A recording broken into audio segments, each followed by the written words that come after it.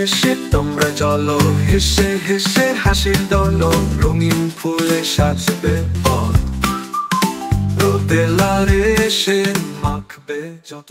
শুরু করছি আজকের গল্প। এক ছিল একটি ছোট্ট গ্রাম।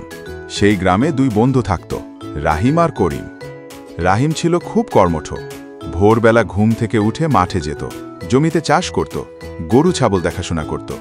সারা দিন পরিশ্রম করে সে নিজের সংসার ভালোভাবে চালাত। কিন্তু করিম ছিল একেবারেই অলস।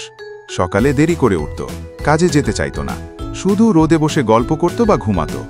তার জমি ছিল কিন্তু চাষ করত না, ফলে তার জমি অনবাদি থেকে যেত আর ঘরে খাবারের অভাব দেখা দিত। একদিন গ্রামে খরা পড়ল, বৃষ্টিপাত হলো না, ফসল কম হলো। কিন্তু রাহিম যেহেতু আগে থেকে কঠোর পরিশ্রম করে খাদ্য মজুদ রেখেছিল, তাই তার পরিবার অভাব অনুভব করল না। অন্যদিকে করিমের ঘরে খাবার ছিল না, সে না খেয়ে কষ্ট পেতে লাগল। করিম তখন রাহিমের কাছে গিয়ে বলল, বন্ধু, একটু খাবার দাও, আমি না খেয়ে আছি। রাহিম তাকে খাবার দিল, তবে শিক্ষা দিল, দেখো করিম, পরিশ্রম ছাড়া কোনোদিন সুখ শান্তি পাওয়া যায় না।